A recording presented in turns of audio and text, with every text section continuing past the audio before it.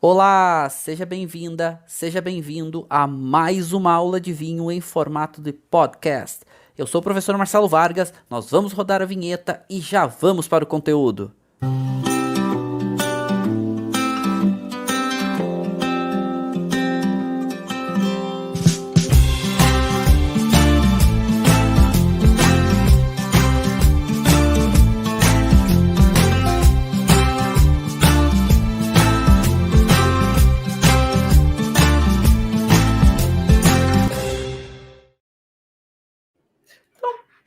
Estamos começando uma aula muito especial hoje falando sobre Barbaresco, a denominação lá do Piemonte, na Itália, que é famosa pelos seus vinhos 100% com a uva Nebbiolo.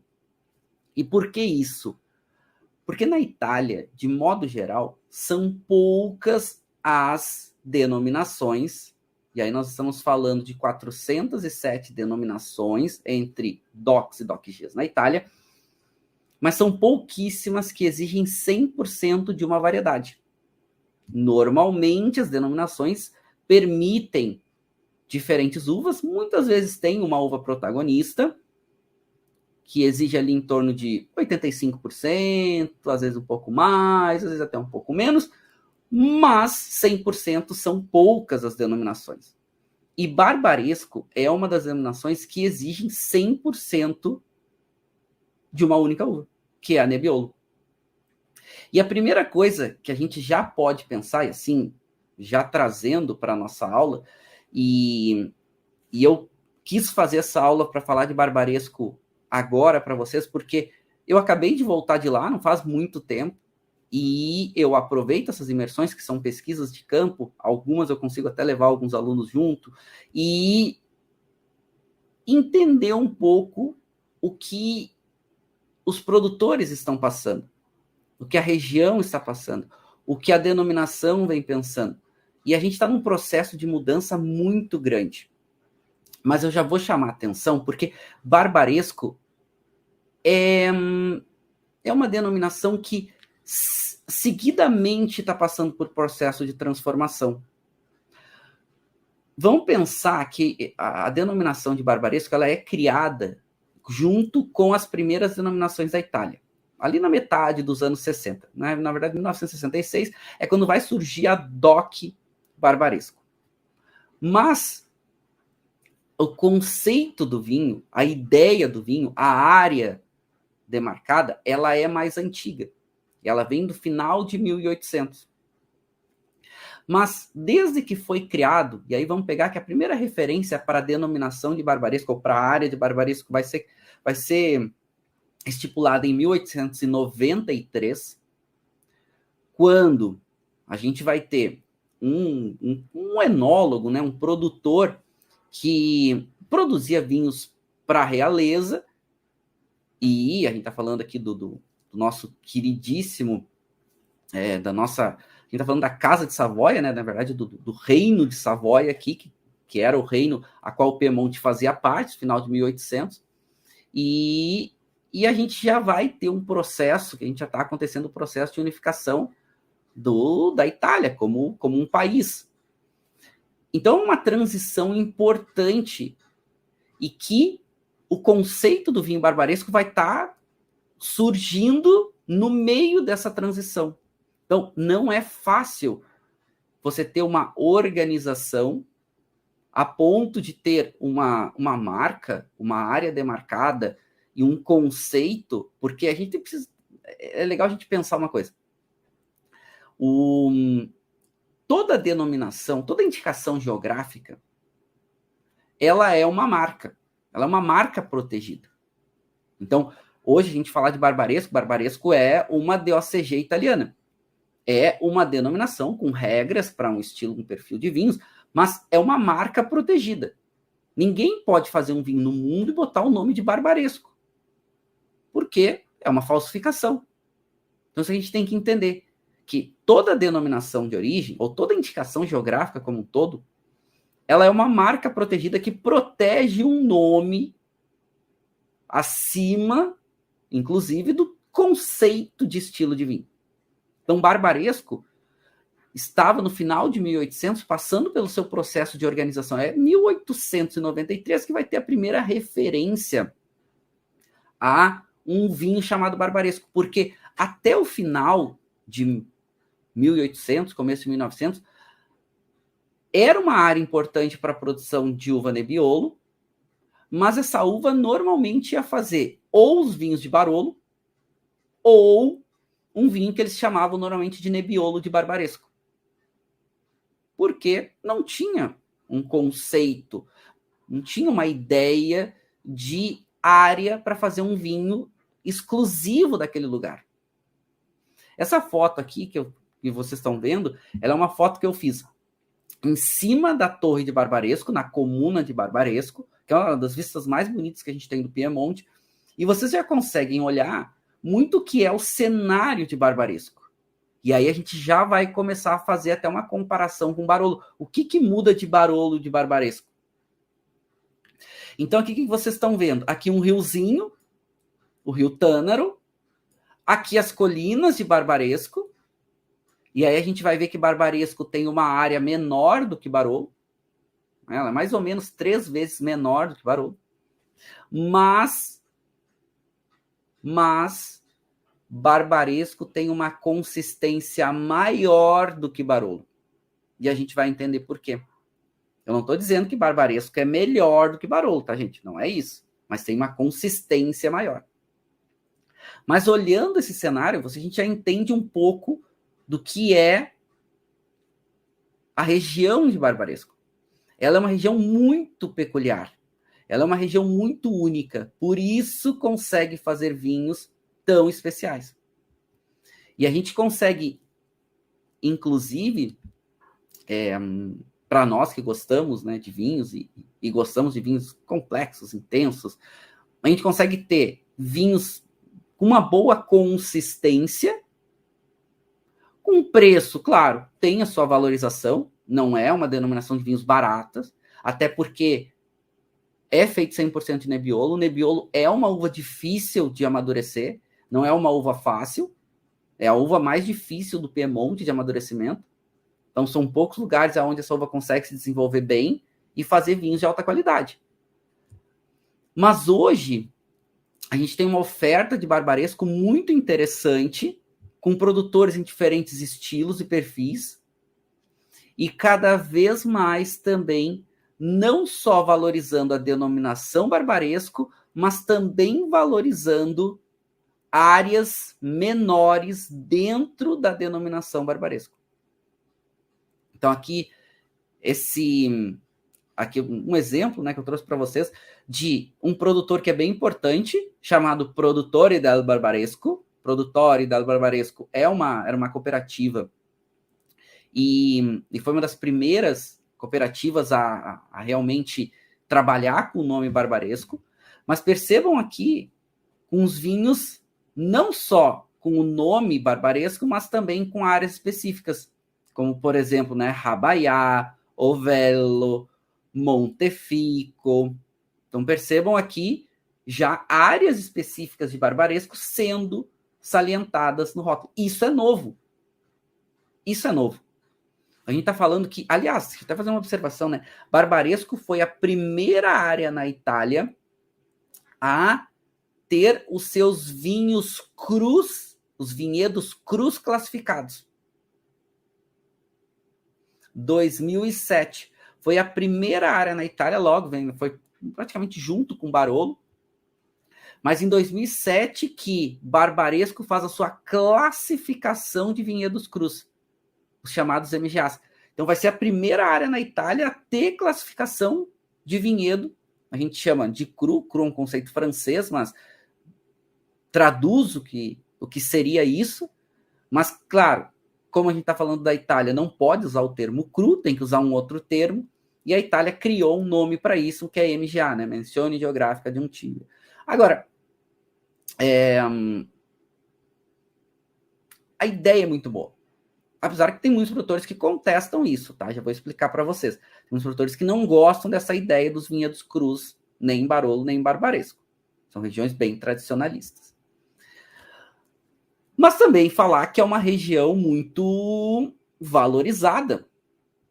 Não à toa a gente vê que os vinhos são literalmente acompanhados ano após ano. A gente consegue perceber aqui, até fazendo uma comparação rápida entre Barolo e Barbaresco, que Barbaresco, de modo geral, é uma denominação que os vinhos ficam prontos um pouquinho mais cedo. Por quê? Porque o contexto de terroir, que a gente já vai falar, favorece Barbaresco ser vinhos um pouco mais leve, eu vou chamar assim, um pouco menos intenso que Barolo. Não é que Barolo não possa também ser elegante, pode. Aliás, é um dos grandes destaques desses vinhos de Nebbiolo, né? Eles têm potência, mas de modo geral têm muita elegância. O Barbaresco fica pronto um pouco mais rápido. E esse é o grande diferencial de Barbaresco, e que torna Barbaresco hoje muito bem aceito no mercado, porque hoje o consumidor ele está querendo vinhos mais leves e mais frescos. E a gente consegue comparar aqui que Barbaresco, de modo geral, ele fica pronto mais rápido. Enquanto a gente está falando que anos como 2010, né, 2012, Barolo ainda está um jovem relativamente novo para consumir agora, a gente já tem esses vinhos mais prontos em Barbaresco. Mas essa é outra mudança importante que vem acontecendo. Os produtores, de modo geral, em Barbaresco, eles estão também privilegiando vinhos mais leves e mais frescos. Vinhos mais elegantes, vinhos menos potentes. E os últimos anos têm nos favorecido com safras muito boas. Então, 2016, que é considerada uma das melhores safras da história de Barbaresco, mas logo em seguida a gente vai ter 2019, que é uma safra excelente, 2021, que é outra safra de altíssima qualidade, e isso sem comparar as safras históricas, né, como 2010, que foi uma safra muito importante, 2006, né, a gente teve lá os anos 2000, né, 2000, 2001 também contra safras muito importantes. Então a gente vem de anos recentes com uma média de qualidade maior. Isso tem alguns motivos. O próprio aquecimento global, que torna mais difícil, muitas vezes, ou mais instável o volume de produção e o próprio amadurecimento das uvas, esse aquecimento trouxe uns acréscimos para Barolo, para Barbaresco, porque Nebbiolo é uma uva muito tardia. É uma uva que precisa de tempo para ela conseguir amadurecer bem. E até tem uma questão importante. A gente vai falar mais sobre a Nebbiolo, porque é a nossa uva protagonista, e eu já vou começar a provar o vinho com vocês, porque eu servi aqui uma dose de um Barbaresco, vocês já podem ver aqui, né? Vou pegar um guardanapinho. Olha como o vinho é clarinho. Olha como ele é, né? Bem clarinho, e assim, ele parece um vinho rosé, um pouquinho mais de intensidade. E assim, nada errado com isso, tá? Isso é muito da própria uva, porque a Nebbiolo, ela é uma uva que, de modo geral, ela tem menos cor. Ela é uma uva que a casca dela é grossa, mas não tem tanto pigmento. Então, a tendência é fazer vinhos com um pouco menos de cor. Isso aqui é um perfil médio de Nebbiolo, tá, gente? Dos vinhos de Nebbiolo. Aonde vai ter uma intensidade de aromas médio. Quando o vinho evolui, normalmente cresce um pouco em complexidade. São vinhos com muito tanino, são vinhos com normalmente muito corpo e com muita acidez. E esse álcool, normalmente é um álcool médio mais para muito. A denominação de Barbaresco, ela exige que o vinho tenha no mínimo 12,5% de álcool. É mínimo. Mas dificilmente um vinho de Barbaresco vai ter 12,5%. Ele vai ter 13, 13,5%, 14%, porque a Nebbiolo é uma uva tardia. O que acontece na área de Barbaresco, e eu já vou explicar os motivos disso. Na área de Barbaresco, de modo geral, os vinhos, o que acontece? Eles perdem um pouco de estrutura tânica, então o tanino normalmente fica um tanino médio mais, um pouco mais macio, ganha um pouco em perfil aromático, e esse perfil aromático fica um pouquinho mais elegante. A gente pode até comparar com Barolo, por exemplo. Normalmente, enquanto o Barolo vai ter aquelas notas de fruta vermelha, aquelas notas de erva, aquela nota de alcatrão, Barbaresco vai ter uma nota de uma fruta um pouco mais fresca, vai ter uma nota floral mais evidente, vai ter uma nota de erva um pouquinho mais fresca. É bem característico de Barbaresco. E a acidez bastante alta, porque os solos de Barbaresco são solos mais ricos em calcário. Então, são solos argilo-calcários, mas com bastante presença de calcário. Então, esse perfil médio que a gente vê dos vinhos de Nebbiolo, em Barbaresco vai ser esse perfil muito evidente, mas vai ganhar um pouco mais de... perde potência e ganha elegância. Mas ainda assim é Nebbiolo. A gente tem que esperar esse perfil de um pouco mais de intensidade. Até vou deixar o perfil aqui para vocês, para a gente poder comparar. E aí, degustando esse vinho, então a gente vê que ele tem uma intensidade menor de cor, né? Ele é um vinho bastante límpido, intensidade média menos para pouca de cor, né? Ele parece um pinot, bastante brilhoso, e no nariz um perfil aromático muito interessante. Então aqui tem uma intensidade média, mas a gente já sente essa nota de um pouquinho aquela característica de um hibisco seco, aquela flor de hibisco seca. A gente sente a nota da cereja, a gente sente uma notinha de framboesa, aquela framboesa vermelha, muito interessante. E sente uma nota um pouco mais terrosa, aquela nota um pouco mais de tempero, de tempero seco. Um perfil aromático bem interessante, tá? Bem nítido de Nebbiolo.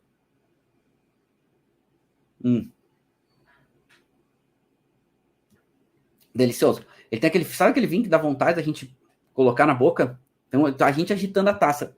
Ele fica um pouco mais intenso e essa nota da erva, essa nota um pouco mais terrosa, essa nota um pouquinho mais da flor fica mais evidente. Em boca.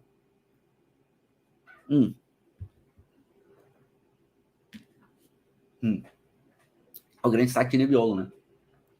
Nebbiolo é esse volume de boca maior, mas aqui vai o grande destaque para Barbaresco, porque ele é um pouco mais elegante em boca.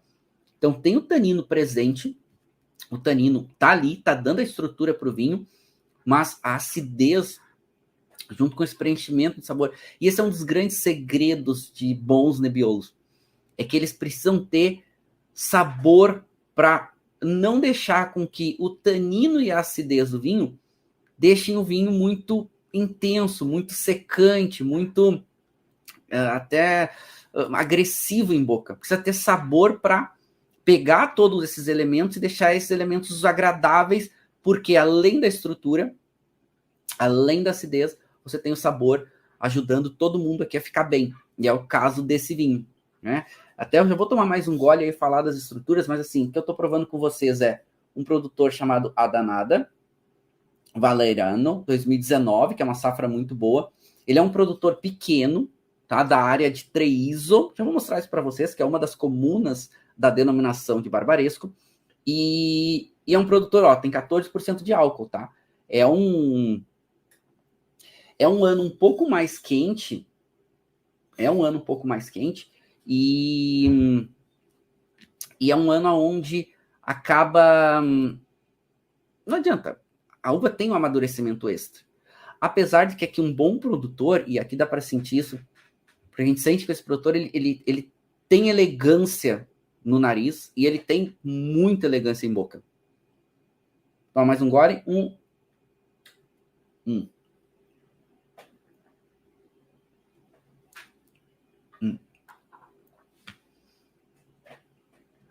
É seco. Tanino é um tanino médio mais, mas muito macio. A acidez dele é uma acidez média mais para muita, né? A gente sente essa acidez, continua salivando em boca. O álcool dele é um álcool médio mais, mas muito integrado. O corpo dele é um corpo médio.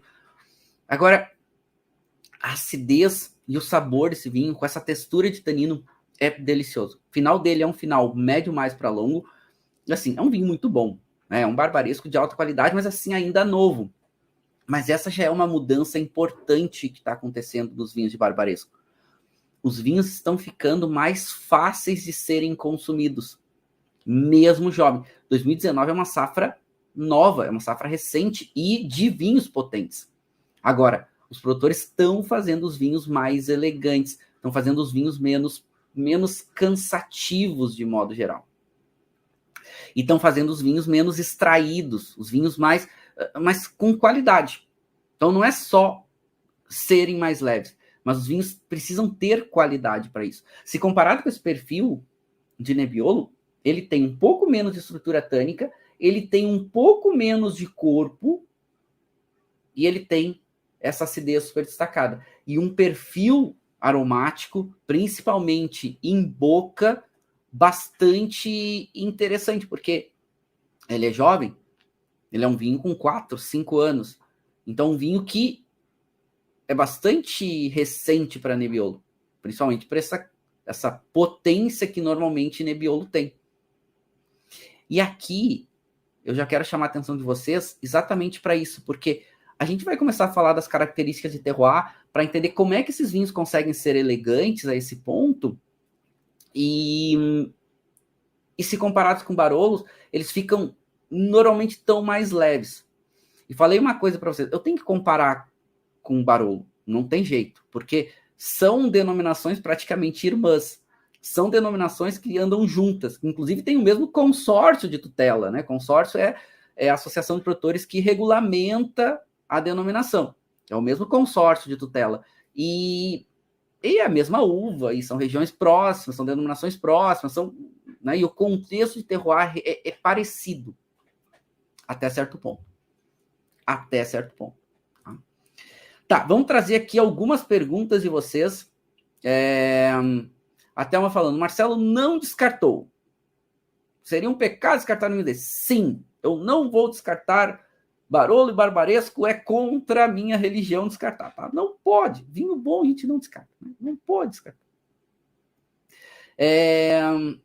Pessoal falando da questão do... O Evandro falando, fazem muitos anos que ninguém consegue comprar direito à produção de Barbaresco. Às vezes que aconteceu na última década foram propriedades pequeníssimas. A tradição agora está vencendo. Legal esse comentário do Evandro, tá? Sim. Primeiro que assim, áreas são muito caras. Tanto Barolo quanto Barbaresco. O hectare é muito caro. Nós estamos falando de um hectare aí na faixa dos milhões de euros, tá? Um hectare. Um hectare em Barbaresco, nós estamos falando aí, depende do hectare, depende da área. Estamos falando de 1,5 milhão, 2 milhões de euros um hectare. Tá? É caro, às vezes até mais, dependendo da área. Então, é muito caro. E os produtores não querem vender. E tem um motivo para isso. O motivo é, nos anos 80, eram áreas que eram pouquíssimo valorizadas. Tanto que não tinha tanto destaque para os vinhos tintos. E esses produtores, principalmente, são nativos dessa região, do Piemonte, que a gente vai começar a falar agora, eles sofreram muito para conseguir valorizar os seus vinhos. Sofreram, eles são agricultores até hoje, a cultura deles lá são produtores pequenos, agricultores, são produtores de campo, e que, com o passar do tempo, devido à qualidade dos seus produtos, começou a ganhar um destaque importante no mundo, e hoje esses vinhos são muito valorizados. Então, eles são muito apegados a essa terra, a esse lugar, a essa ideia, porque muitos deles nasceram ali, os pais, os avós são locais, né, são do Piemonte, então eles são nativos dali. Então eles não querem se desapegar a isso. E hoje eles conseguem valorizar muito bem esse momento, que é cobrar caro. Então esse vinho que eu estou provando com vocês, ele é um barbaresco de alta qualidade, né? A gente falou que é um barbaresco muito bom, em qualidade técnica, e ele fica na faixa de seus R$500. E assim, é caro, mas para um barbaresco desse nível, o preço é ótimo, porque barbaresco pode custar muito mais. Pegar um vinho do Gaia, por exemplo, um cru do Gaia, esse aqui é um cru de barbaresco, tá? Ó, ele é um cru chamado Valleirano, ok? Um cru do Gaia tá na faixa de uns R$6.000 a garrafa. 6 mil. Às vezes até mais. Então, ou seja, é caro, são vinhos que conseguem ter uma valorização muito grande. encontrar um vinho com essa qualidade, essa faixa de preço, é uma excelente dica. Tá? Ok, R$ 500 é caro? É caro. Mas Barbaresco, no Brasil, vai arrancar de R$ 300. E isso os simplinhos. Isso os que não entregam muita qualidade. Um bom Barbaresco vai arrancar aí de R$ 400, R$ 500. Um muito bom Barbaresco, olha, é na faixa de quase R$ 1.000, tá? Então aqui a gente tem um produto que é preço interessante e vale a pena, quando tem a oportunidade, de comprar. Agora, claro, não são vinhos para o dia a dia. Nem lá eles consomem esses vinhos no dia a dia. O vinho do dia a dia lá no Piemonte, tanto na área de Barolo quanto de Barbaresco, é normalmente um Dolcetto, um Barbera. Não é os vinhos de Nebbiolo. Porque Nebbiolo é um vinho mais potente, ele é um vinho mais intenso. Eles falam, né? Dolcetto é o vinho do café da manhã, Barbera é o vinho do almoço, Nebbiolo é o vinho do jantar. Por que isso? Porque precisa de tempo, né? Precisa de... são vinhos muito potentes, são vinhos muito intensos. Vamos explicar o contexto do terroir para a gente poder chegar nas características do vinho. Então, a primeira coisa que você precisa entender é que a gente está no Piemonte, essa área que fica aqui no noroeste da Itália, uma zona fechada por cadeias de montanha e que hoje, né, pertence à Itália, mas durante muito tempo fez parte do Reino de Savoia.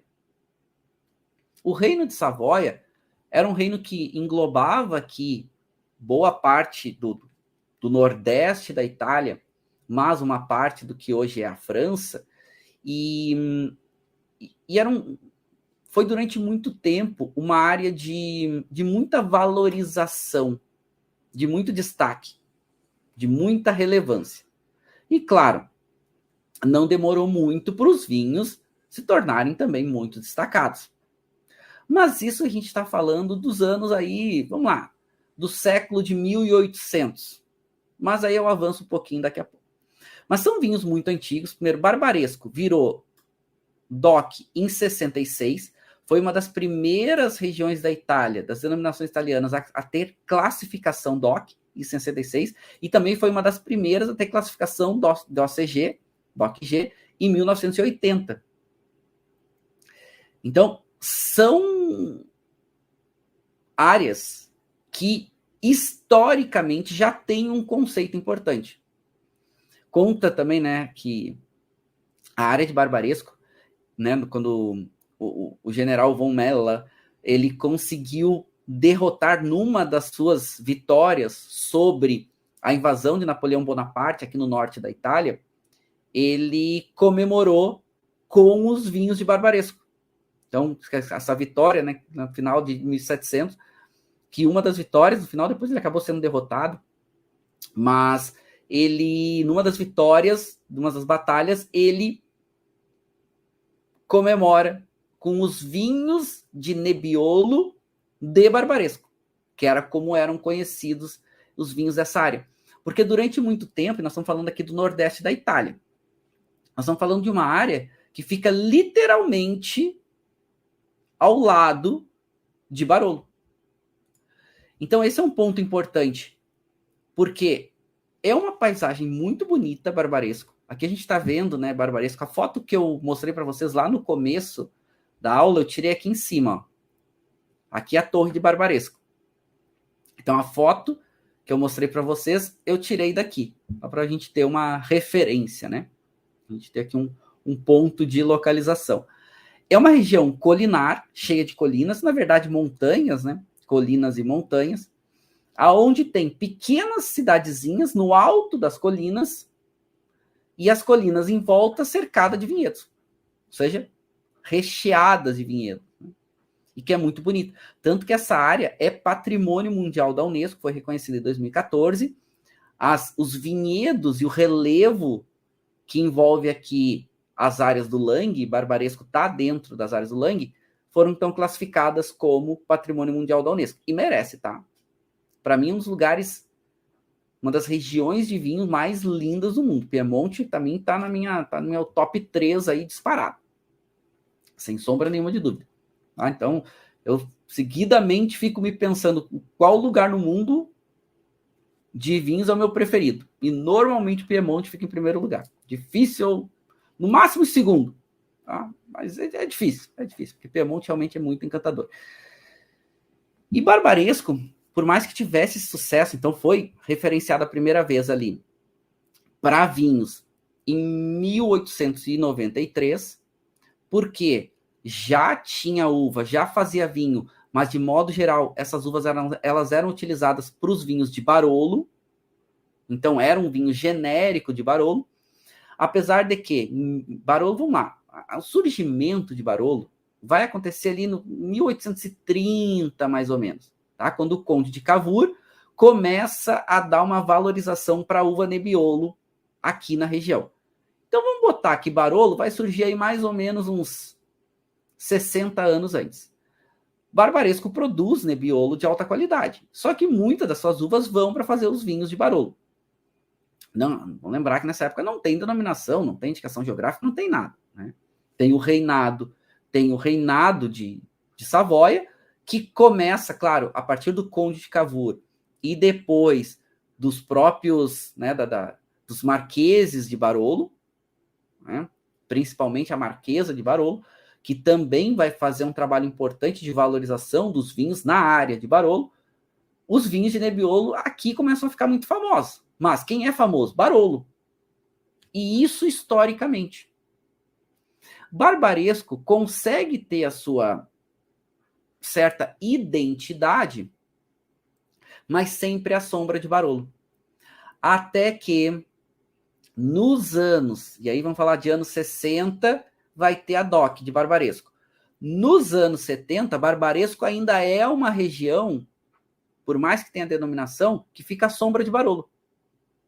E isso começa a incomodar alguns produtores que tinham uma visão muito à frente do seu tempo.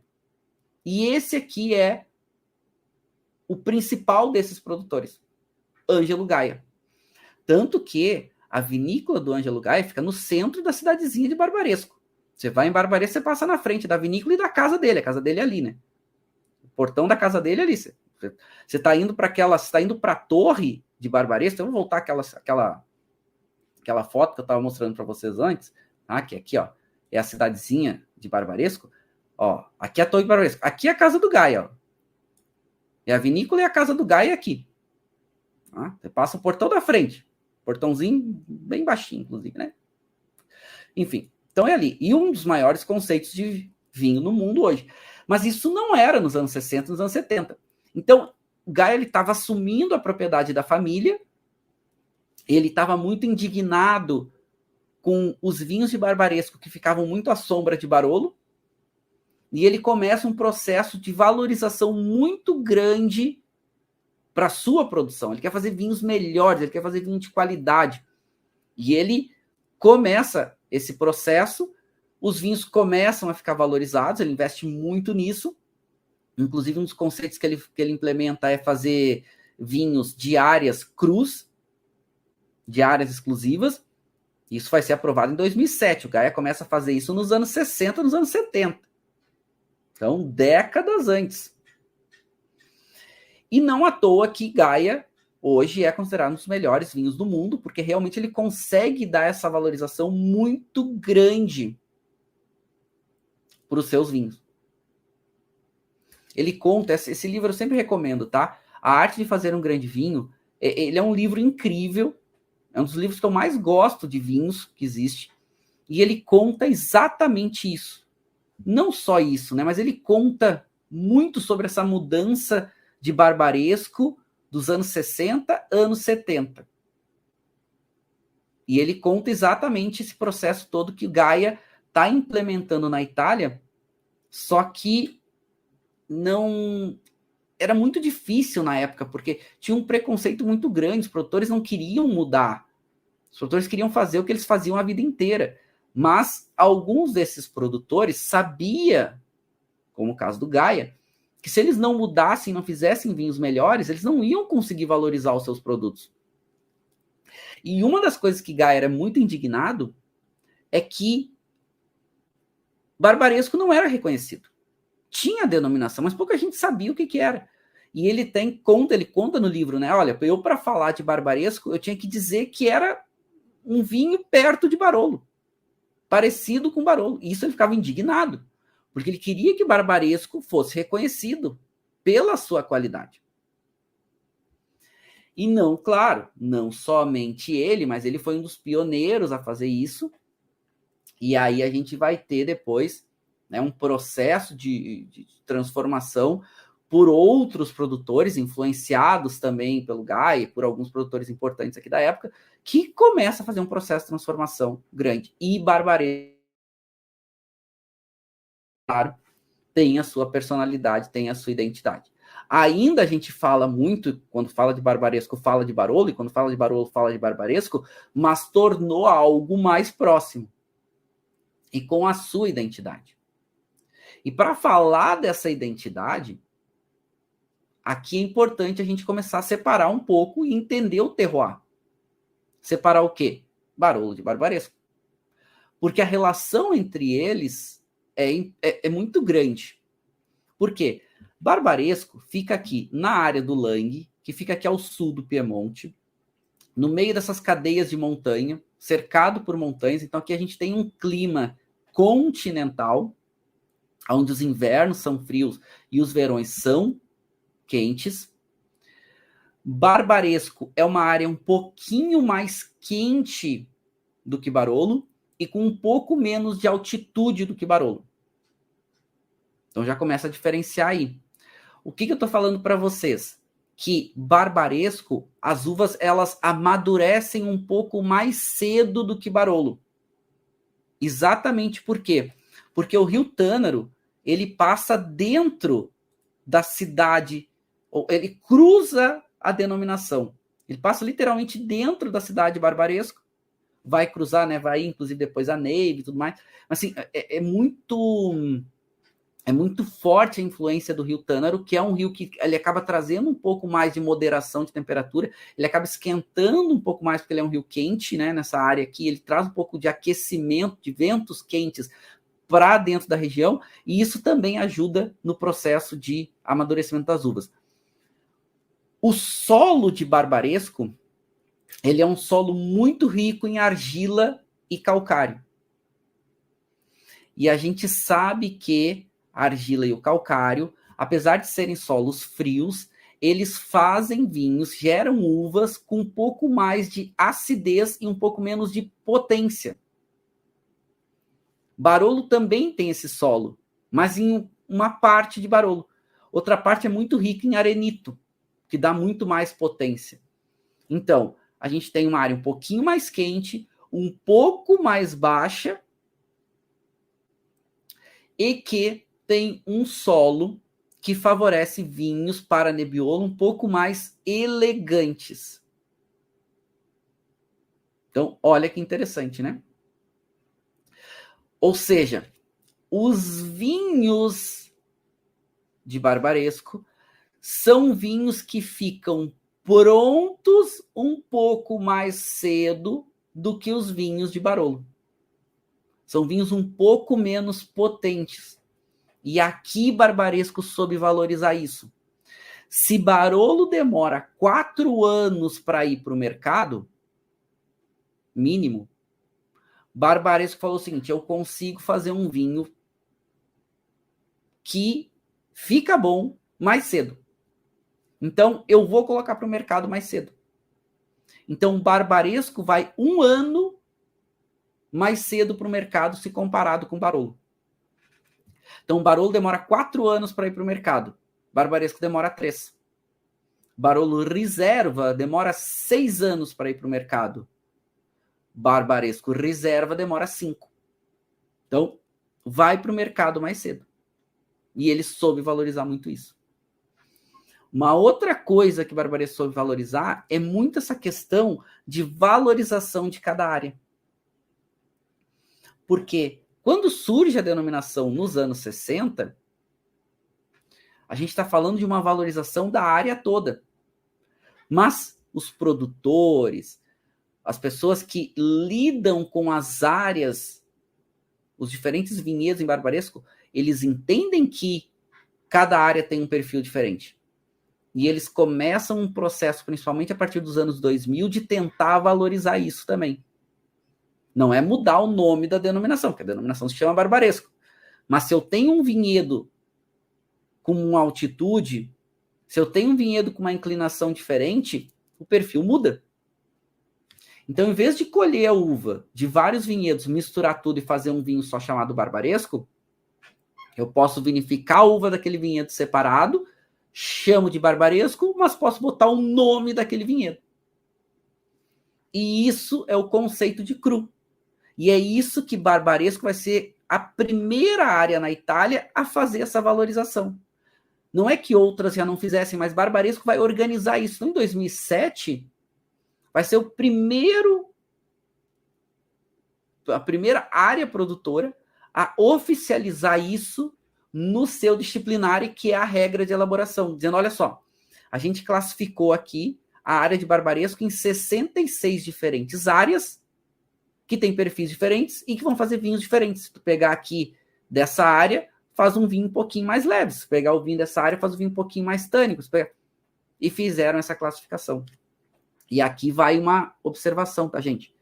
Nebbiolo é uma das uvas que melhor consegue expressar as diferenças de terroir. Se a gente tem uma pequena variação de terroir de uma área para outra, a Nebbiolo ela consegue expressar isso muito bem. É uma das variedades que melhor consegue ter essa capacidade de expressar as nuances, mesmo que pequenas, de cada área. E Barbaresco soube explorar isso muito bem. Então, tá falando para vocês, né? Eu tô provando um vinho com vocês, que é um vinho Barbaresco, mas de uma área chamada Valleirano. Ou seja, é um cru de Barbaresco. Então, pontos para Barbaresco. Né? E aí, claro, Barolo já estava fazendo isso em seguida. Outras regiões da Itália têm feito isso, outras denominações têm feito isso. Né? E isso é possível por causa dessa uva lindona chamada Nebbiolo. Tá, vamos lá. Vamos ver aqui umas perguntas e aí a gente volta para o nosso conteúdo. O Fernando falando, esse livro é incrível, esse livro é muito bom, tá? Esse livro, A Arte de Fazer um Grande Vinho, é um jornalista que escreve, chamado Eduardo Steinberg, mas ele é muito, muito bom. Aliás, eu falei, né, eu vim do Piemonte agora, tive em Barbaresco esses dias, e eu comprei 2 livros lá, são livros técnicos, tá, gente? Então, assim, ó, em italiano, então não se preocupem em sair correndo para comprar. O que vocês têm que comprar é aquele livro ali que eu mostrei para vocês, tá? A Arte de Fazer um Grande Vinho é um livro obrigatório. É um livro, assim, ó, é o primeiro livro que eu recomendo alguém ler, quem é estudante de vinho, eu recomendo, tá? Porque são literalmente aulas e aulas e aulas sobre processo de transformação, viticultura, enologia, assim, uma leitura deliciosa, tá? 2 livros técnicos que eu comprei agora, tá? Bem novinho, inclusive, ó. A Tanti delle Vigne de Langa, ou seja, os vinhos de Langa, que ele fala, ó, os grandes vinhos crus de Barolo e de Barbaresco. Então, esse aqui é um livro que fala exatamente sobre os crus de Barbaresco. Claro, fala sobre a região de Barbaresco como um todo, né? Também é muito legal. E aqui ele mostra, né, um pouquinho desse solo de Barbaresco. Eu trouxe essa foto, ó. Aqui, ó. Vou mostrar aqui para vocês, ó. Estão vendo, ó? O solo bem branco de calcário, né? Então, dá pra gente ver, né? Esse solo bastante rico em calcário. Vai ser um livro muito legal, fala bastante sobre Barbaresco, sobre o conceito de transformação, sobre os crus, né? Sobre essa valorização dos crus. E eu tenho um livro que é melhor, que fala sobre os crus de Barbaresco, que é esse aqui, ó. Esse aqui eu tinha comprado já em viagens passadas, que é um livro que fala só sobre os crus de Barbaresco. Ó, Menzioni Geografiche Aggiuntive, ou seja, as menções geográficas adicionais. São os crus de Barbaresco, tá? Então, esse é um livro muito legal, e aqui ele fala cada um deles, fala, né, a exposição solar, aonde que ele é, altitude, relevo, conta um pouquinho quem são os produtores que tem em cada um dos vinhedos. Esse é um livro também muito bom, claro, é técnico, né, gente? E é italiano esse livro aqui, esse livro tem em italiano e tem em inglês, tá? Mas é um livro muito legal. Então, olha só, um livro, olha que interessante, só falando, explicando sobre os crus de barbaresco. Só para vocês verem o quanto isso está valorizado, o quanto isso está relevante, o quanto isso é importante hoje. Tá? O Bruno falou, o barbaresco do Gaia na Mistral tá R$3.200. Sim, esse é o barbaresco até legal, tá, Bruno? Esse barbaresco é o barbaresco que é o blend de vinhedos do Gaia. Se você olhar os crus de barbaresco, Sorri São Lourenço, Costa Ruste e Sorri Tildin, você vai ver que tá quase R$7.000 cada garrafa, tá? Deve estar uns 6.000 e alguma coisa, tá? E são os crus específicos. Esse do Gaia, exatamente, ele é um blend que pega diferentes áreas de barbaresco, mas também, né, R$3.200. É caro, tá? É caro mesmo. O pessoal falou sobre o livro é muito bom. Sim. Fernando, o movimento modernista atua em barbaresco como em Barolo? Atua, Fernando, só que assim, ó, tem algumas questões. Primeiro, a área de barbaresco, ela é uma área que ela é mais uniforme.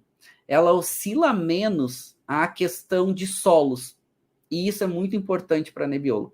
Onde você tem mudanças, mesmo que mínimas, muda o perfil de vinhos. E em Barolo, a gente tem mudanças muito bruscas.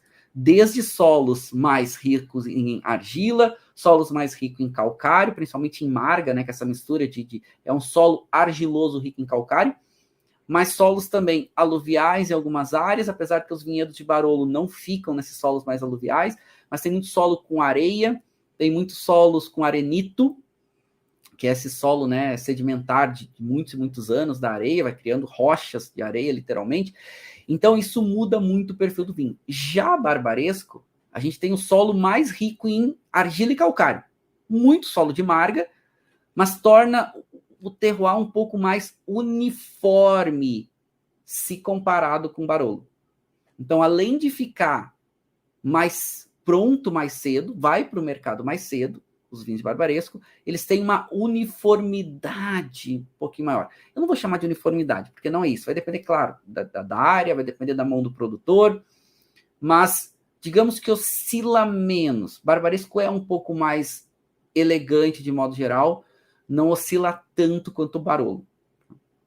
Então, é uma forma da gente pensar. Simplista, tá? Mas é uma forma da gente pensar. E para a gente estudar isso é bom, tá? Facilita para a gente estudar. Tá, vamos voltar um pouco mais para o conteúdo, porque eu estava falando da Nebbiolo. Nebbiolo é a uva de barbaresco. Barbaresco exige 100% Nebbiolo. É uma uva que tem essa capacidade muito grande de expressar as pequenas variações de lugar. E isso é um dos diferenciais de barbaresco. Porque nós estamos numa área que é uma área de colinas, que é uma área também de colinas e de montanhas, e que não é qualquer lugar, mesmo nessa área, que a uva Nebbiolo consegue amadurecer bem. Então, Nebbiolo é uma uva de ciclo tardio, ela brota tardiamente e ela amadurece tardiamente.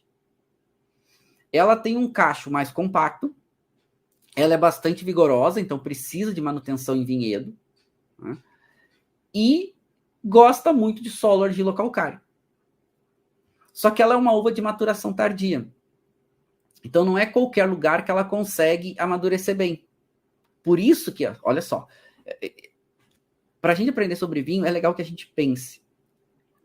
Por que a gente tem poucos vinhos de Nebbiolo no mundo? Se é uma uva que tem essa capacidade muito grande de fazer vinhos muito complexos, de fazer vinhos com uma amplitude muito grande, muito valorizados. Por que pouca gente planta Nebbiolo no mundo? Porque ela é uma uva difícil. Ela não é uma uva fácil. Tem uma outra uva que tem essa capacidade também de expressar muito bem as nuances de terroir, que é a Pinot Noir. Só que é outra uva muito difícil de ser plantada. Mas Nebbiolo é ainda mais complicado do que Pinot Noir. Por mais que ela seja um pouquinho mais resistente que a Pinot Noir, ela é muito tardia. Pinot Noir é uma uva de ciclo mais precoce. Você colhe mais cedo. Você tira do vinhedo mais cedo. A partir da hora que tirou do vinhedo, tá correndo menos risco. A Nebbiolo não, ela é muito tardia. Tanto que, para vocês terem ideia, tá? No Piemonte, vai começar a colher ali em setembro, às vezes até um pouco antes, né? Final de agosto. A Nebbiolo, ela vai ser colhida no final de outubro, na segunda quinzena de outubro. Então, ela é a última uva a ser colhida. Não é qualquer lugar que ela consegue amadurecer bem. Então, ela precisa, para conseguir ter o seu ciclo adequado é conseguir desenvolver os precursores aromáticos, conseguir desenvolver açúcar suficiente, conseguir maturar toda a parte de cor, a parte de tanino, né? Perder o açúcar, perder um pouco da sua acidez, né, que não é tão boa para vinho, mas manter a acidez adequada da uva. Isso não é fácil. Ela é tardia. Então, no Piemonte, ela consegue encontrar esse contexto de terroir muito favorável, muito benéfico para ela. E claro, que eles valorizam ela muito bem. Por isso que é caro, né, gente? Agora, um dos grandes destaques da Nebbiolo é essa possibilidade de complexidade aromática que ela desenvolve com o tempo. O que é esse perfil? É essa ideia de ter muitas camadas diferentes de aromas com o tempo. Se é uma uva com alta acidez, com bastante quantidade de tanino, com boa complexidade de aromas e sabores, ela é uma uva que tende a fazer vinhos com um potencial de guarda grande, ou seja, vinhos que perdurem bem com o tempo. Mas para os vinhos terem potencial de guarda, eles precisam ter precursores aromáticos, eles precisam ter aroma e sabor para durar o tempo, porque não é só tanino e acidez. Precisa ter aromas e sabores para que, com o tempo, o vinho não fique só macio em boca. Não fique com tanino macio, com acidez controlada, mas sem aroma e sem sabor não adianta nada. E aqui é um grande diferencial da Nebbiolo, porque a Nebbiolo é uma uva que consegue, com o tempo, desenvolver aromas mais complexos. Ela tem essa predisposição. Então, vai desenvolver com o tempo aromas que vão lembrar um pouco de notas de chão de bosque, aquelas notas de cogumelo, aquelas notas de flor seca, aquelas notas que lembram um pouco de alcatrão, que lembram um pouco de trufas, né, o tartufo, e são aromas terciários muito complexos. Então, favorece muito a evolução. E esse é um dos grandes diferenciais de Nebbiolo. Por mais que agora os produtores estejam fazendo vinhos que sejam complexos e mais macios quando jovens, ainda continuam com um bom potencial de guarda. E essa é uma vantagem, porque antigamente os vinhos de Nebbiolo precisavam aí de muitos e muitos anos para eles ficarem macios e conseguir tomar e ter prazer, porque se não tomava parecia um chá de tanino, né? Muito intenso. Hoje não. Então hoje os produtores eles estão diminuindo o tempo de maceração, eles estão cuidando melhor o vinhedo, eles estão cuidando melhor o amadurecimento de uva, eles estão cuidando melhor o processo de elaboração de vinhos, eles estão fazendo vinhos melhores mesmo quando consumidos mais cedo, porque são mais leves, são elegantes, mas ainda com um potencial de guarda. Então, é uma das vantagens de Nebbiolo. Né? Mas tem que ter um local adequado, claro, precisa ter produtor que conheça o vinhedo, conheça a uva naquele local e conheça a de vinificação da Nebbiolo, porque é uma uva difícil, tá? Não é uma uva fácil. Agora, olha que lindo, né? Olha se não é um lugar lindo de colinas e de montanhas, lindíssimo, com esses pequenos vilarejos, essas pequenas cidadezinhas. E aí a gente já pode avançar um pouquinho, porque a área da denominação de Barbaresco, ela é uma área que tem algo em torno de 760 hectares, produz algo em torno de 4,7, 4,8 milhões de garrafas por ano. Garrafas, estamos falando de garrafas 750, né? Então, só para a gente ter mais ou menos uma média. Se fizer a garrafa Magnum, você diminui um pouquinho. Mas só para a gente ter uma referência, dificilmente, são poucos os volumes de garrafas maiores, tá? Normalmente vão fazer garrafa 750, que é o mais convencional para Barolo e para Barbaresco. Barbaresco também. E aí a gente olha um pouquinho aonde fica a denominação de Barbaresco. Então, olhando aqui o Lang, que fica ao sul do Piemonte, então toda essa área cinzinha é o Piemonte, que vocês estão vendo coloridinho, são as denominações do Lang. Dentro do Lang tem várias denominações. Tá? Lang é um nome histórico que tem aqui, Lang vem de Langa, Langa é no dialeto piemontês, é uma referência para língua, língua porque parece uma língua cheio de relevinhos, né? Eles falam aquela... É uma brincadeira que eles fazem, visto de cima, né? Parece uma linguinha cheia de relevo, parece, né? Cheio de papilas gustativas. É uma brincadeira na qual eles fazem e associaram esse nome para essa área histórica. Então aqui a gente tem várias denominações, dentre elas duas famosas, que é a denominação de Barolo e de Barbaresco. Barolo fica aqui, Barbaresco fica aqui, está marcadinho em 2, tá? 2zinho aqui é a área de Barbaresco. O que isso significa? Vou botar uma fotinha um pouquinho mais fácil de vocês identificarem. Então, Barbaresco fica aqui, tá? A denominação de Barbaresco, ela exige 100% Nebbiolo. Isso que eu falei para vocês, são poucas denominações na Itália que exigem 100% de uma uva. Aqui a gente está falando de uma que exige, tá? E isso, por um lado, ela é mais difícil, porque você não pode fazer corte com outras uvas. Você não pode botar Barbera se o ano for ruim. Você não pode botar uma uva mais leve se o ano for difícil. Você não pode. Ah, mas esse ano o amadurecimento da Nebbiolo foi ruim. Azar.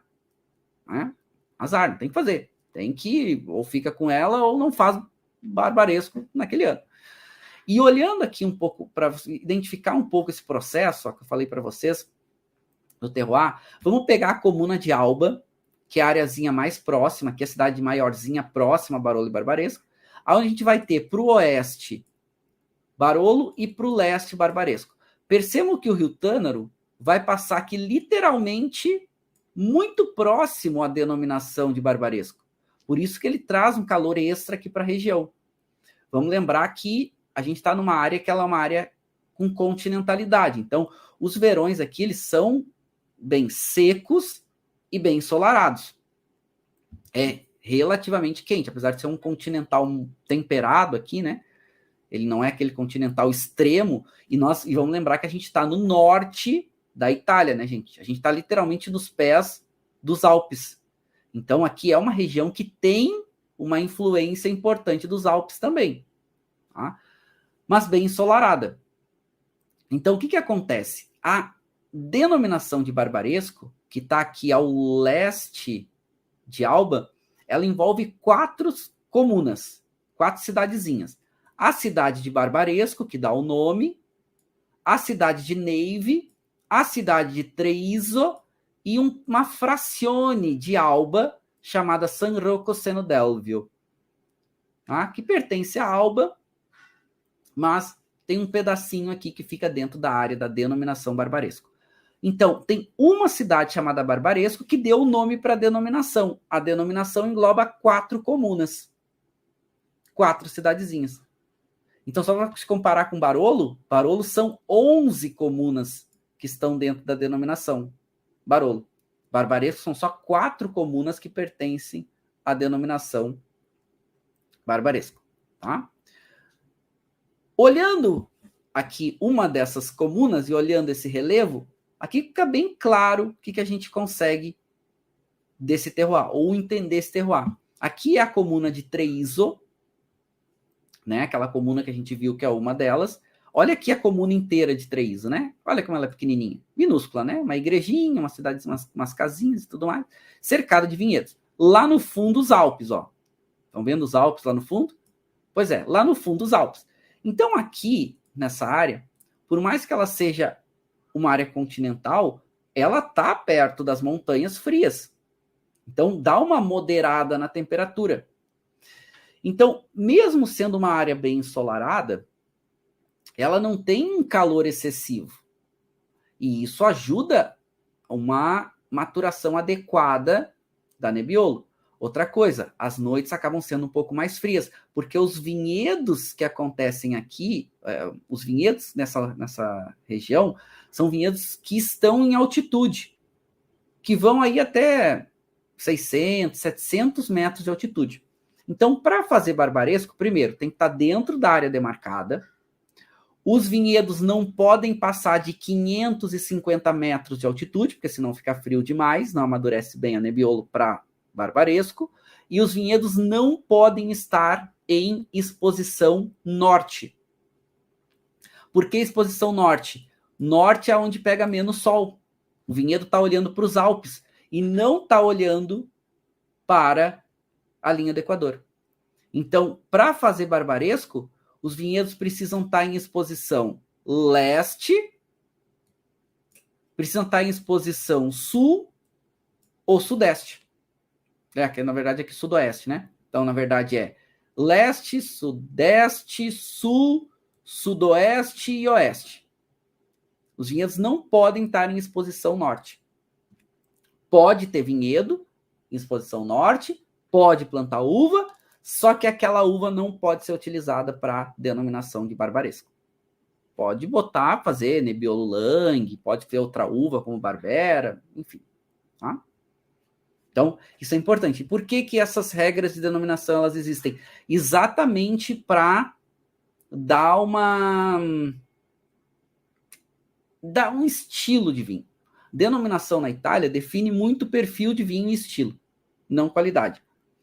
Mas, como que é um vinho que tem a intensidade, tem a potência, as regras começam a direcionar esses vinhos para isso, para um pouco mais de intensidade, para um pouco mais de potência. Né? Por isso que demora 3 anos para poder botar um barbaresco para o mercado. O reserva 5 anos. Bom, falei para vocês então, essas regras elas existem exatamente para dar o direcionamento de perfil, né? Apesar da gente estar em áreas aqui no sopé dos Alpes, né? Aliás, o nome Piemonte já vem, né? O nome da região já diz Piemonte, ao pé da montanha, né? Então, já dá para a gente pensar que é uma área muito montanhosa e os Alpes ao fundo, ao norte, muito mais frio, muito mais alto. Mas esses produtores icônicos, eles ajudaram a dar uma identidade para barbaresco. Falei de Gaia, né, aqui inclusive um dos crus do Gaia, né, o Sorriso São Lourenço, que talvez seja o mais famoso. Gaia durante um tempo brigou com o consórcio, ele pegou esses 3 vinhos e botava 5% de Barbera só para não classificar mais como barbaresco. Italianos, né? Sabe como eles são. Então, para arrumar uma treta é uma facilidade. Mas agora o Gaia, desde 2013, ele voltou, os 3 crus voltaram para a denominação de barbaresco, inclusive, né? Voltou a ser 100% Nebbiolo, e voltaram a classificar como barbaresco. Outro produtor muito famoso aqui é Bruno Giacosa. Bruno Giacosa foi outro desses produtores pioneiros ali nos anos 70, anos 80, a fazer vinhos de alta qualidade.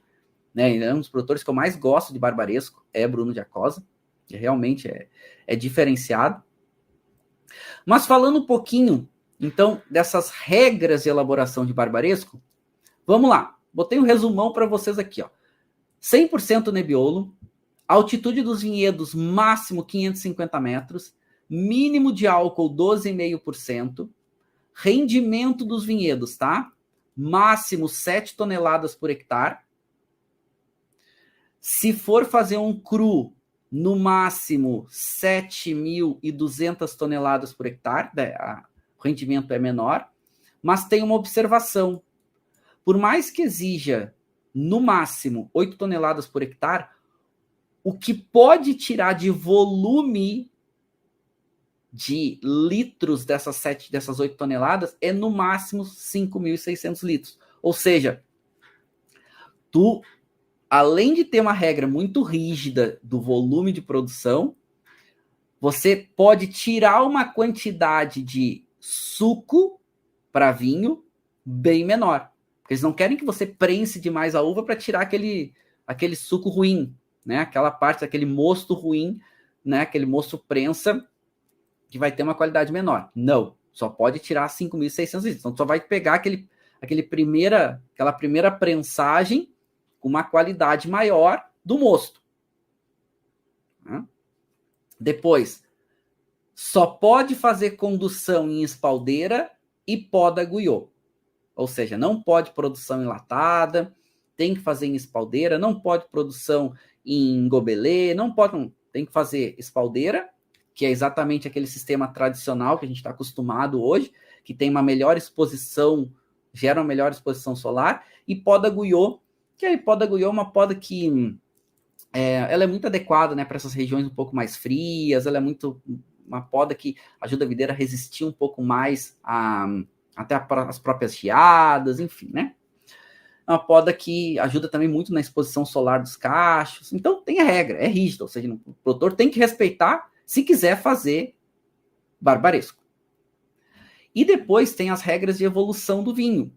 Ou seja, para você classificar aquele vinho como barbaresco, você precisa que, no mínimo, 26 meses entre madeira e garrafa, no processo de elaboração, sendo que madeira, o mínimo é 9 meses.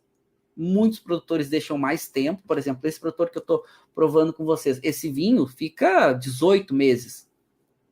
Né? Então, fica mais tempo normalmente em madeira, fica mais tempo normalmente em garrafa, e para colocar para venda, só no terceiro ano, na verdade, após a vindima, começando a contar em 1º de janeiro. Ou seja, você leva no mínimo 3 anos e pouquinho para conseguir colocar um barbaresco para o mercado. Então, vamos ajudar vocês a pensar. Colheu agora em 2023, tá? Vai começar a contar em 2024. Então, 25, 26, 27. 2027 pode colocar barbaresco para o mercado. Né? O que colheu em 23. Começa a contar em 24. Né? Então, é um longo tempo, né? E o reserva são 5 anos para poder colocar para o mercado. Por que essas regras tão rígidas? Exatamente para dar um direcionamento de estilo de vinho. Nebbiolo, eles querem que o vinho tenha qualidade. Ah, mas não é sinônimo de qualidade? Não, não é, mas tem um direcionamento para ficar. O vinho ficar 9 meses mínimo em madeira, normalmente fica mais. Para o vinho ficar 50 meses, 5 anos entre madeira e garrafa para ir para o mercado, o vinho precisa ter muita qualidade. Vocês não vinham com concentração, com intensidade, porque senão o vinho vai oxidar, vai ficar ruim. E é isso que eles querem vinhos com um estilo mais direcionado, né? Ou seja, para que tenha as características que a denominação se propõe. Ah, e mais do que isso, todos os vinhos passam por um teste organoléptico para ver se ele tem característica que exige disciplinar, senão não ganha o selo para classificar como barbaresco. Ou seja, é caro fazer barbaresco. E tem que ser, porque eles estão dando um direcionamento para estilo. Aqui tem 3 dos meus produtores preferidos, né, de barbaresco. Vamos lá, com preços variáveis, claro, mas aqui 3 deles, Roanha, Peitim e Piero Busso. São 3 produtores diferentes, né, com perfis bem diferentes, e eu gosto muito, né, Piero Busso muito mais elegante, né, Roanha um pouquinho mais intenso, Peitinho é mais ou menos o meio do caminho, e aqui 3 produtores icônicos, assim, que entregam qualidade, são vinhos muito interessantes, e são vinhos, assim, que, olha, são vinhos que realmente vale a pena, e chegam no Brasil, tá? Quer dizer, o Peitinho não estava chegando, o Piero Busso tá com a Cellar Vinhos, e Roanha, se eu não estou enganado, Roanha estava com a Claritz, com a Claritz. Tá? E Peitinho não estava no Brasil a última vez que eu olhei, então não sei se ele está chegando ainda, depois eu dou uma olhada, aviso vocês, tá? Mas não tá. Mas é legal, né? Perfis diferentes. E claro, são produtores de qualidade alta, são produtores com, né, um reconhecimento, fazem bons vinhos. Por isso que eu falei que esse vinho esse produtor chamado Adanada, ele tem um preço muito bom, tá? Muito bom porque ele entrega. Vale a pena. Esse aqui é da Italy Import. Comprei deles. Tá? Vamos seguidamente da Italian Import, porque eles têm um portfólio muito bom. O Acela tem um portfólio muito bom, né? A Tanino Vinhos tem um portfólio muito bom de Itália, né? São vinícolas que muito conceituadas que essas importadoras trazem, fazem uma seleção bem interessante. Pois bem, falei então que a área de Barbaresco envolve 4 comunas. Essas comunas hoje, elas, não só as comunas, mas a área toda foi toda catalogada por diferentes vinhedos. Esses vinhedos se chamam hoje MGAs, e são 66 áreas hoje classificadas como crus, e que se você tiver a uva 100% vinda daquela área, você pode classificar aquele vinho e botar o nome daquele cru. O vinho continua sendo barbaresco, mas pode ser daquele vinhedo único, então você pode levar o nome daquele vinhedo único. Só que aí muda um pouquinho. Por exemplo, o rendimento por hectare baixa para no máximo 7.200 e o seu volume de vinho máximo por hectare baixa para 5.400 litros, tá? Diminui um pouco ali o volume mínimo de álcool também, aí fica 12,5%, mas enfim, né, esse álcool acaba sendo bem maior. E também tem um processo que eles estão agora de classificação das vinhas, então já tem algumas vinhas que são classificadas também. Vinhas é um vinhedo menor, né, normalmente está dentro de um desses MGAs, e aí tu pode colocar o nome também do vinhedo. É um processo que eles estão ainda em organização, um processo que eles estão aí passando muito interessante de valorização dessas áreas crus. E aqui eu trouxe para vocês, e eu coloquei no material complementar, abaixo da aula, o mapa de Barbaresco com todos os crus, e aqui listei eles todos para vocês, ó. Bonitinho, tá? Dentro das 4 comunas. San Rossano d'Elvio, Barbaresco, Neve, Treviso, e aqui o mapa oficial com todos os cruzinhos para vocês olharem, bonitinhos. Por exemplo, aqui, ó, eu tô provando um vinho aqui, aliás, uns crus bem famosos. Deixa eu dar uma limpada nesse mapa, mostrar para vocês. Eu não resisto, né? Então, por exemplo, aqui, se a gente der uma ampliada, ó, deixa eu mostrar aqui, ó. Aqui a gente tem alguns crus importantes, aqui, por exemplo, perto de Neve, ó. A gente tem aqui Albessani, a gente tem Galina, né? A gente tem vários crus aqui na área de Treviso. A gente tem vários crus bonitinhos aqui, super famosos, né? E, bom, aqui em volta da área de Barbaresco também. Enfim, né? É legal isso, porque por mais que eu entenda que os produtores mais históricos, clássicos de Barbaresco, eles são produtores que normalmente eles pegavam uva de diferentes vinhedos, vinificavam tudo junto e faziam um vinho mais, entre aspas, padrão, né? Não é padrão, mas um pouco mais próximo ano após ano. Quando você tem os crus, você está expressando muito a valorização de um único lugar.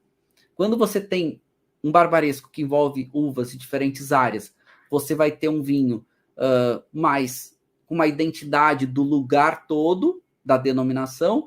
Quando você tem um vinho que faz de um único cru, você tem um perfil daquele vinhedo, daquela área menor.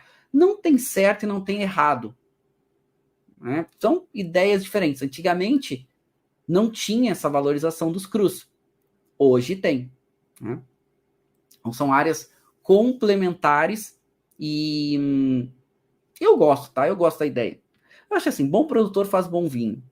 Então, gosto tanto dos vinhos que valorizam muito um vinhedo único, como eu gosto de vinhos que têm, né, essa ideia de valorização da denominação. O Gaia, né, que a gente falou. O Gaia é um exemplo. O Gaia tem o Barbaresco e depois o Gaia tem o Barbaresco de Vinhedos Crus. Costa Russe, Sorrio Tildin e Sorrio São Lourenço. Então, não tem certo, não tem errado, né? Cada produtor aí vai ter a sua ideia, a sua identidade. Eu acho isso muito legal, né? Eu gosto muito dessa diversidade. Eu acho que essa diversidade traz muito acréscimo aí pro conceito como um todo. Tá, vamos lá. Tem várias perguntas aqui. Vamos fazer o seguinte, eu vou mostrar uns vinhos de Barbaresco para vocês. Deixa eu ir ali para Eu vou para a sala de degustação, um segundinho, e aí eu vi que tem várias perguntas legais que eu já vou responder também, e aí eu falo um pouco mais do vinho que eu estou degustando com vocês, pode ser? Então tá, então peraí.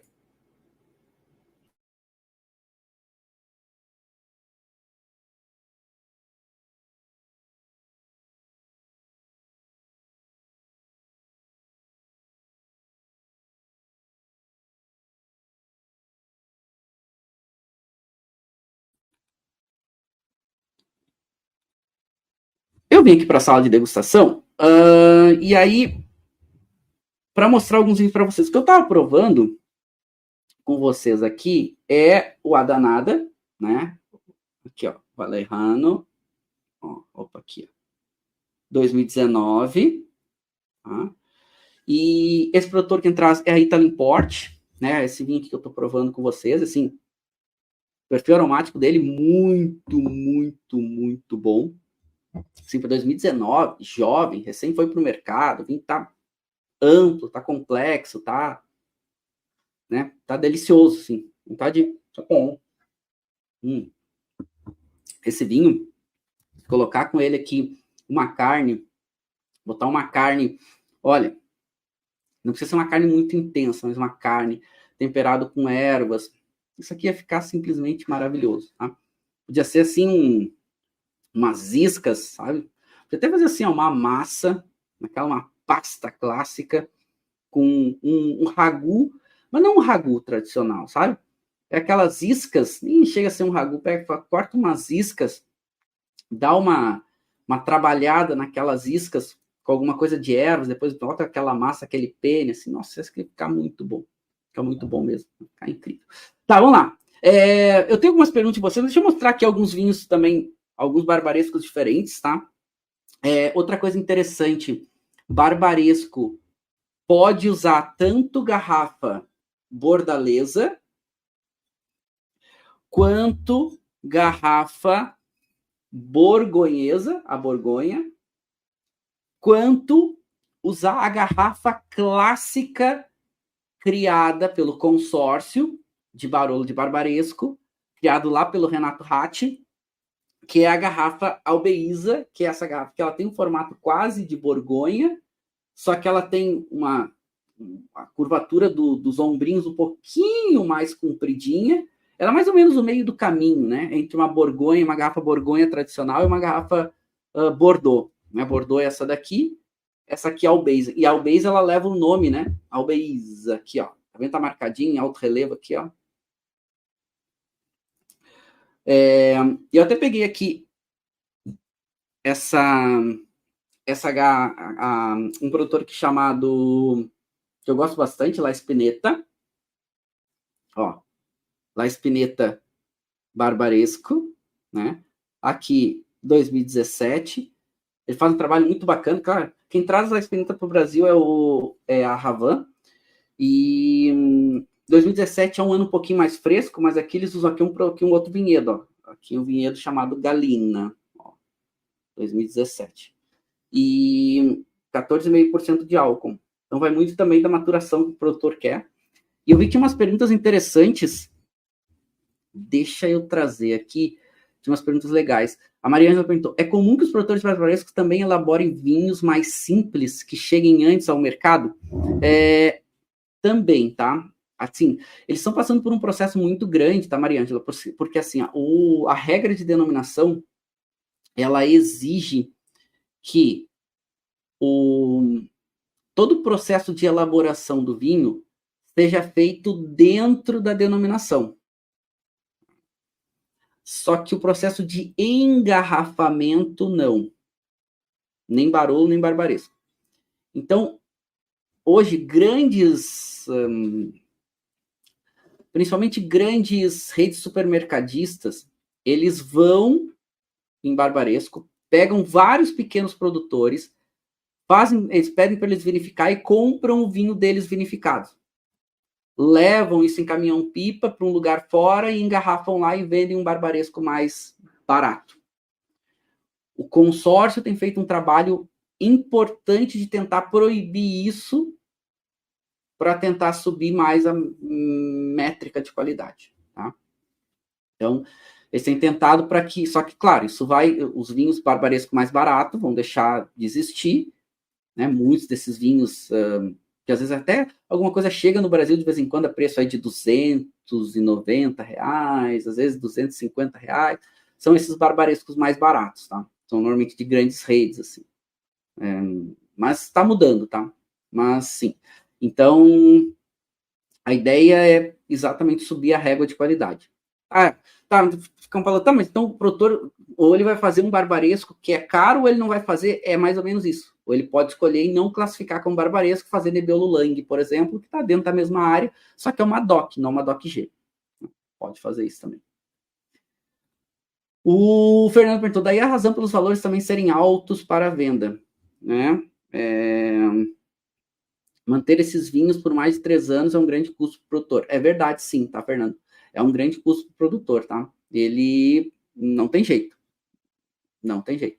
Fica caro, tá? Então, imagine que o produtor está colhendo a uva hoje para vender daqui a 3 anos o vinho. Então, vai ficar com o vinho lá e não adianta. Quando ele vai para o mercado custando um pouco mais. Mas por que eles fazem isso? Isso é um ponto importante. Para que o vinho tenha um perfil mínimo. Para que o vinho tenha um perfil mínimo. Tá? Por isso que eles fazem isso. Essa é a ideia. Tá, vamos lá. Boa pergunta. É um ensinamento para estilo, né? Eles querem um vinho que tenha um toque já de evolução, eles querem um vinho que tenha a intensidade e principalmente o perfil sensorial. Por isso que no disciplinar diz, ó, se não passar se o vinho não for autorizado, se não passar pela avaliação sensorial do consórcio, não ganha o selo, tá? Importante para vocês entenderem, ó. Todo vinho de OCG na Itália, ele ganha um selo, ó, de garrafa única. Esse selo, ele só é dado depois que passa por todo o processo de análise do vinho final pelo consórcio. Senão, não ganha o selo. Até ele ganhar o selo, esse vinho não se chama barbaresco. Ele vai se chamar Acqua Barbaresco. Vino Acqua Barbaresco. Então, você vai chegar na vinícola, vai ter uma plaquinha lá no tanque, vai estar dizendo, ó, Vino Acqua Barbaresco, tanque tal, vinhedo tal, classificação tal. Tá lá. Por quê? Porque até ganhar o selo, até o consórcio terminar as análises daquele vinho, ele não ganha o selo, que é um selo único, numerado para cada garrafinha, né? De barbaresco. Então, todo vinho barbaresco, aliás, todo vinho de OCG da Itália, ele tem um selinho único, ó, que aí vai dizer, ó, selinho douradinho, ó, amarelinho, DOTD, diz um número de série exclusivo para cada um deles, tá? Então é isso aí. Dá razão para os valores ser caro. É caro, não tem jeito. Ricardo, qual a grande diferença na vinificação que faz com que Barolo e Barbaresco sejam tão diferentes? Então, vamos lá, Ricardo. Falei um pouquinho sobre terroir, tá? Vinificação. Primeiro, terroir é diferente. Então, a gente já tem uvas com perfil um pouquinho diferente. Depois, Barolo. Além de ser uma zona um pouquinho mais fria, entre aspas, tá?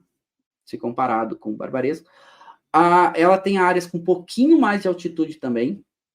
Os vinhedos, eles têm que ser vinhedos de altitude. Vinhedo para Barolo é acima de 170 metros, então as áreas mais baixas, mais planas não pode. Na vinificação, normalmente, além da exigência, porque Barolo exige no mínimo 38 meses de evolução, com no mínimo 18 meses em madeira. Então já tem uma exigência maior também no processo de elaboração. Não é absoluto, mas normalmente Barolo, os produtores fazem um pouquinho mais de extração também durante o processo de fermentação. Tira um pouco mais de estrutura, um pouco mais de característica, dá um pouco mais de potência para os vinhos. Então a uva já tem mais concentração e gera um pouquinho mais de intensidade e tudo mais.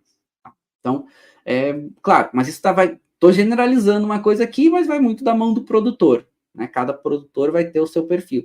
Está mudando muito, tanto para Barolo para Barbaresco, o tempo de maceração, está se diminuindo a extração, está se diminuindo o tempo de maceração, está se fazendo vinhos mais elegantes de modo geral. Tá bom? O Alexandre perguntou, por que barbaresco não é tão difundido no Brasil? Olha, Alexandre, a pergunta é ótima, tá? Eu acho que assim, primeiro que barbaresco ainda é menos difundido do que Barolo no mundo, apesar de ter a sua valorização, ter o seu destaque. Bom, agora, no Brasil, você tem, então, uma denominação que tem um pouco menos de destaque do que Barolo e que custa caro. Então, é difícil vender. E os bons barbarescos, eles custam muito caros. Por isso, a gente falar de um bom barbaresco na faixa de R$ 500 é difícil de achar. Porque os bons barbarescos do Brasil vai ser na faixa de 1.000. Então, é difícil de se tornar difundido, porque você vai arrancar de R$ 1.000 um vinho. Tá bom, estou falando de um produtor aqui que é a danada, que na faixa de 500 ele é bom. Ele é um bom barbaresco. Mas já é R$ 500. Então, já é acessível a poucas pessoas. Então, por isso é difícil ficar famoso, né? Quer dizer, é famoso, mas é difícil ganhar esse destaque, ter essa difusão maior, porque é complicado. Né? O Bruno falou alguma coisa. Lá na Italy Import tem o Adanada, tem o Ramboni e tem o Valeriano. Sim, são dois crus diferentes, tá? E aí também acho que o vinho, se eu não estou enganado, o vinho do Ramboni ele é um pouquinho mais antigo também. Ele é um pouquinho mais intenso de modo geral. O Valeriano é um pouquinho mais leve, um pouquinho mais elegante. Mas a qualidade é muito alta dos dois, tá? O Ramboni acho que é um pouquinho mais caro, se eu não estou enganado. Custa um pouquinho mais. O Eduardo perguntou aqui, quantos dias para ficar na região e qual a melhor base para conhecer a região? Boa, Eduardo. Na verdade, assim, depende, tá? Nós estamos com uma imersão agora para final, vai ser novembro. Nós estamos com uma imersão para novembro, né? Estamos agendando uma imersão para novembro que vai ficar lá na região e a gente vai ficar lá uns 10 dias, pelo menos. Né, exatamente entre Barolo e Barbaresco, que é um tempo bom. Né? Claro, eu sempre recomendo ficar o tempo que puder, né? Óbvio. Mas, se você conseguir ficar alguns dias, né? Quanto mais dias você puder ficar melhor, mas pelo menos 3, 4 dias aí para conseguir dar uma olhada. Só que lá, sim, as vinícolas são um pouquinho mais afastadas, o acesso é um pouquinho mais difícil, então tem que se organizar bem para ir conseguir visitar. Muitas vinícolas não recebem, só recebem um grupo técnico, então precisa organizar um pouquinho ali para conseguir ir bem, tá? Não é um pouquinho mais difícil, assim. Tá? Muitas vinícolas, as principais, não recebem, tá? Então, tem que agendar, tem que ligar, tem que fazer contato, tem uma organização para conseguir dar certo.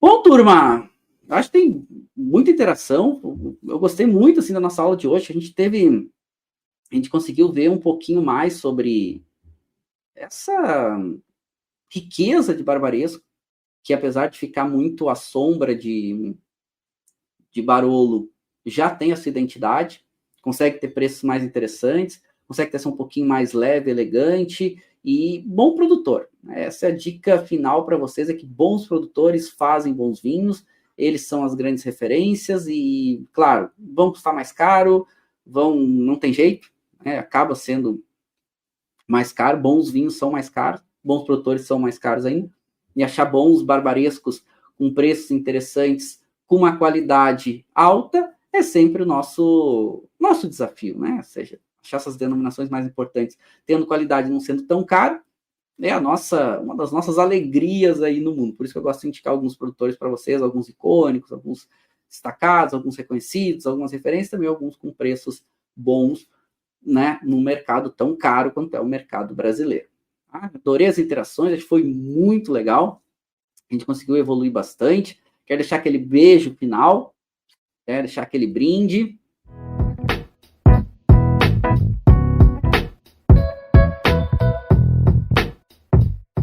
Você acabou de ouvir uma aula de vinhos do professor Marcelo Vargas, em formato de podcast. Para mais conteúdos, dicas e materiais sobre a bebida, acesse o site www.marcelovargas.org Um forte abraço e até o próximo encontro.